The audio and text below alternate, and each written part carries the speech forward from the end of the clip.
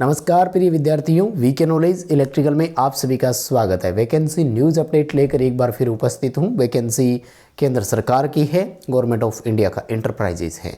ITI वालों के लिए इसमें वैकेंसी है। डिटेल से बात करेंगे एक एक करके, कौन कौन अप्लाई कर सकता है, क्या क्राइटेरिया रखा गया है। सो कंप्लीट वीडियो लास्ट तक आप ज़रूर देखिएगा। चैनल से अगर पहली बार जुड़े हैं तो सब्सक्राइब कर लीजिए। हम इसी तरह का अपडेट, कंटेंट और न्यूज़ नोटिफिकेशन इस चैनल पर आपको प्रोवाइड करवाते हैं। साथ ही इस वीडियो के डिस्क्रिप्शन में लिंक दिया गया है, हमारा टेलीग्राम जरूर ज्वाइन कीजिए, क्योंकि जब भी अपडेट आता है तो टेलीग्राम पर उसकी सूचना सबसे पहले प्रोवाइड करवाते हैं। आइए माय डियर, वैकेंसी पर एक नज़र डालते हैं। शॉर्ट में आपने लोगो देखा होगा, CEL सेंट्रल इलेक्ट्रॉनिक्स लिमिटेड, केंद्रीय इलेक्ट्रॉनिक्स लिमिटेड वैकेंसी है। मिनी रत्न है, किसका है जी? Mini ratna government of India का एंटरप्राइजेज है, भारत सरकार का उद्यम है, यानी भारत सरकार के नियम लागू होते हैं, सेंट्रल गवर्नमेंट के अधीन है। अब सवाल पूछे जाएंगे कि अदर स्टेट ये वो, तो माय डियर केंद्र सरकार का उपक्रम है, तो पूरे देश में आप कहीं से भी है अप्लाई कर सकेंगे। कुल मिलाकर के केंद्र सरकार के नियम यहाँ पर लागू होंगे। किसके अधीन आता है? वैज्ञानिक और औद्योगिक अनुसंधान विभाग के अंतर्गत आता है। साइंस एंड टेक्नोलॉजी का जो मिनिस्ट्रालय है, मंत्रालय है, उनके अधीन आता है, ठीक है ना। और गाजियाबाद यूपी में इनका हेड ऑफिस है। ठीक है, इतना इंट्रोडक्शन बहुत है इसके लिए। आ जाओ वैकेंसी पर एक नज़र डाल देते हैं my dear. First of all, junior technical assistant grade NE7 पहला पोस्ट, जिसके लिए टोटल 2 सीटें हैं। उनमें से एक अनरिजर्व के लिए है, एक अनरिजर्व में फिजिकली हैंडीकैप्ड के लिए है, मतलब एक सीट ही मानकर आप चले। क्या चाहिए इसके लिए?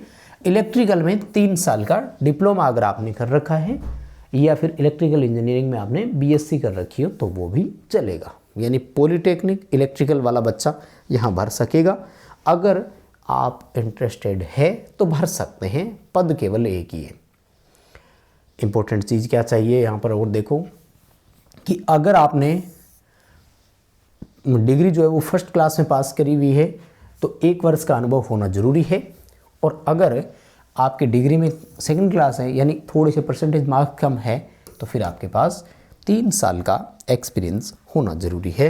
अकेले डिप्लोमा से काम नहीं चलेगा। Junior technical assistant grade 7 electronics वालों के लिए भी है माय डियर यहाँ पर, और टोटल पद है 8, अनरिजर्व के 4, OBC के 2, SC का 1, EWS का 1, टोटल 8 सीटें। क्या चाहिए?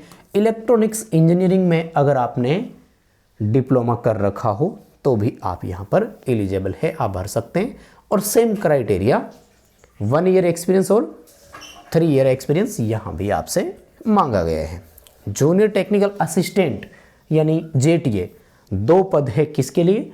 मैकेनिकल इंजीनियरिंग, मतलब इलेक्ट्रिकल, इलेक्ट्रॉनिक्स और मैकेनिकल, तीनों के लिए है। उसके बाद में आते हैं my dear technician B NE grade 4, total पद 2, एक अनरिजर्व फिजिकली हैंडीकैप्ड के लिए, उसमें भी LD वाले के लिए है, मतलब लोकोमोटिव डिसेबिलिटी जिसको बोलते हैं ना, उसके लिए, और एक अनरिजर्व की। कुल मिलाकर के ITI इलेक्ट्रीशियन वाले बच्चे 1 सीट मानकर चले, बस यहाँ कुछ नहीं। ये देखो ये रहा।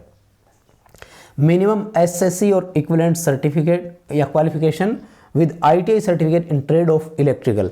अब देखो, इलेक्ट्रिकल एक अलग ट्रेड है, इलेक्ट्रिशियन अलग है, लेकिन अब दोनों एक में एलिजिबल है। यानी इलेक्ट्रिशियन वाला बच्चा अगर इलेक्ट्रिकल में अप्लाई करता है तो कोई प्रॉब्लम नहीं है, लेकिन केवल इलेक्ट्रिकल से काम नहीं चलेगा, 1 ईयर का एक्सपीरियंस भी यहाँ पर होना चाहिए। तो 1 साल का एक्सपीरियंस अगर आपके पास है तो आप भर सकेंगे।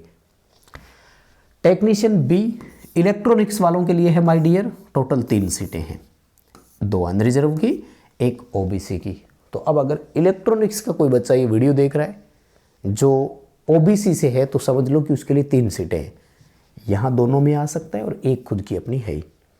क्या मांगा गया है? इलेक्ट्रॉनिक्स ट्रेड में ITI हो और 1 साल का अनुभव हो। तो अगर गैप आपके पास है तो अनुभव दिखा देना। हालांकि अनुभव पर आधारित एक वीडियो मैंने एक दिन बनाया था, शायद IREL का था।